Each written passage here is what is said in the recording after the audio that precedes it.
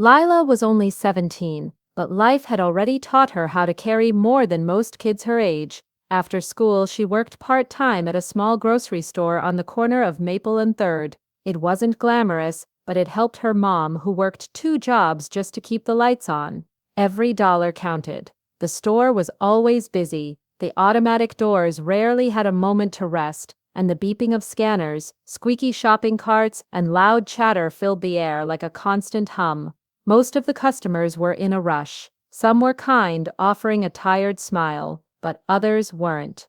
Lila stood behind her register wearing a loose uniform shirt that didn't quite fit and a name tag that had started to peel at the edges. She was soft-spoken and polite, always trying her best to be helpful, but sometimes her hands shook when the line got too long. She'd stutter if someone barked at her, or if she made a tiny mistake, like giving back the wrong change. Her heart would race, but she'd press her lips together and keep going. She had to. She tried to remind herself she was doing something good, something real. But most days it didn't feel that way. Customers would roll their eyes, mutter things under their breath, or act like she wasn't even there. Still, Lila greeted every person with a quiet hello, hoping maybe, just maybe, someone would treat her with kindness in return. But kindness felt rare in that store, and Lila, though brave in her own quiet way, was beginning to wonder how much more she could take. The days grew heavier for Lila. It wasn't just the long hours or aching feet, it was the way certain customers treated her like she didn't belong. There were always a few who were quick to complain or sigh loudly when she made a small mistake. But no one was crueler than Mrs. Dorsey. Mrs. Dorsey came in nearly every afternoon, always dressed in something fancy, holding her purse like a trophy. She walked with her chin high and a sharp look in her eyes. From the first day she met Lila, she made it clear she thought very little of her. "You're still here," she would say, dropping her items on the belt like they were too good for the scanner. "You'd think they'd hire someone who knows how to work a register." If Lila stuttered, even slightly, Mrs. Dorsey would let out a loud sigh or glance back at the line to make sure everyone saw what she saw, a useless girl, in her words. Once, Lila forgot to ask for a loyalty card, and Mrs. Dorsey snapped, "You must really enjoy wasting people's time." Other customers began following her lead. One man joked about Lila being as slow as molasses. A teenager behind her once laughed and said, "Bet she still counts with her fingers." Lila's cheeks would burn, but she never spoke back. She just lowered her eyes and kept scanning, gripping the edge of the counter when her hands trembled. The worst part? Mr. Kent, the store manager, never stepped in. He'd walk by, hear the comments, and pretend he didn't. Once, Lila tried to explain what happened, but he just rolled his eyes and said, "It's retail, kid. Get used to it." Lila started waking up with a knot in her stomach on the days she had to work. Her once gentle smile began to fade, but she couldn't afford to quit. Her mom needed her help with rent, and Lila couldn't let her down. So, day after day, she showed up. Quiet, nervous, trying to survive a place that made her feel smaller and smaller, and no one seemed to care. Not yet. It was supposed to be just another shift, but that day everything fell apart. The line was long and Lila was doing her best to keep up. Her hands moved quickly, scanning items and bagging them with care. Then Mrs. Dorsey stepped up, wearing her usual scowl. Her cart was full, overflowing, really, and she dumped a handful of coupons on the counter without a word.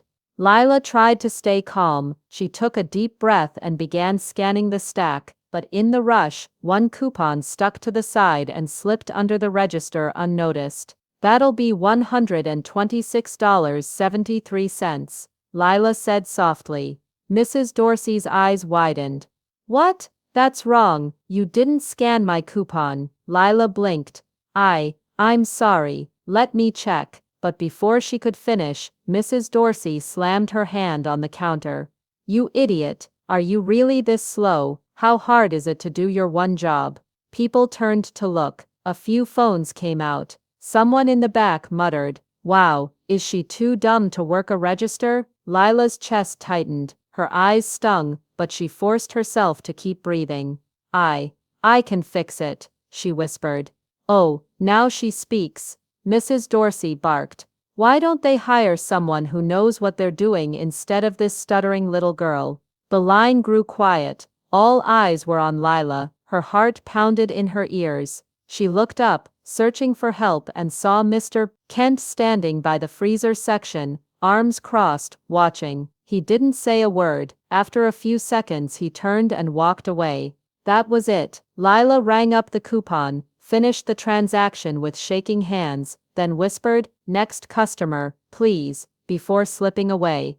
She rushed to the break room, shut the door behind her, and slid down the wall. Hot tears spilled down her cheeks, her chest heaved, and she covered her mouth so no one would hear. She felt humiliated, invisible, like nothing she did would ever be enough. For the first time, Lila truly wondered if she should quit, not because she wanted to, but because she didn't know how much more her heart could take. Lila wiped her tears and splashed cold water on her face before returning to the register. Her eyes were red, but she forced a small smile, pretending everything was fine. That's what she always did. The crowd had thinned a little, and the air felt heavier, like everyone was walking on eggshells. A few customers avoided her line. She didn't blame them. Then a man stepped forward, tall, dressed in a plain black coat, worn jeans, and a wide-brimmed hat. Dark sunglasses covered most of his face. He placed a few items on the belt: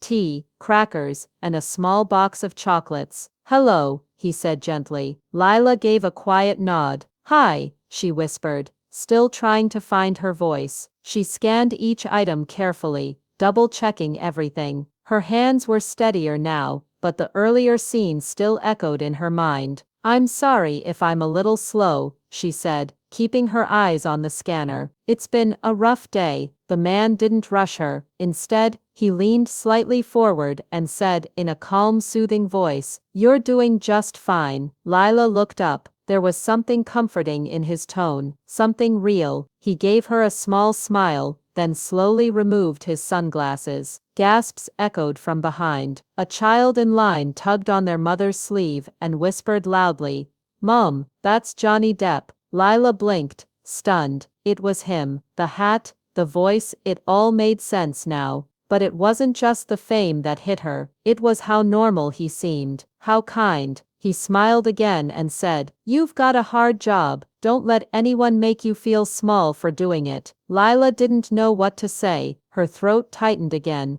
but this time it wasn't from sadness. It was something else. Hope. Real, unexpected hope. The line behind him had gone silent. Every eye was on them, but for once it didn't feel like judgment. It felt like something was shifting, something good. As Johnny placed his items into a bag, the room stayed quiet. Eyes followed his every move, but his focus stayed on Lila. Then, in a voice just loud enough for everyone nearby to hear, he said, "You know, I was over by the bakery earlier." People shifted. A few glanced at each other. Lila froze. Johnny continued, his tone calm but clear. "I heard the shouting. I saw people laughing at her, mocking her, recording her like it was entertainment." He paused and looked around slowly. "I've seen a lot in this world, more than most, but I've learned something simple. Kindness is free. It costs nothing to treat someone with respect." Lila stood still, stunned. Her heart thudded in her chest. Johnny turned to face the crowd, his eyes sharp now. "This young woman is doing her job. She's standing here, day after day, helping people who often forget she's human. And yet she still shows up. That takes strength, not weakness." People started to look down. A few lowered their phones. Even the loud teenager from earlier shifted uncomfortably. Then, Mrs. Dorsey stepped up from a nearby aisle. She had been pretending to browse, but now her face was pale. She opened her mouth as if to speak, but no words came. Johnny met her gaze. "And you, ma'am, I hope someday someone shows you the grace that you refuse to give her." Mrs. Dorsey's lips pressed together. Her eyes flicked away, and she turned and walked briskly toward the exit without a word.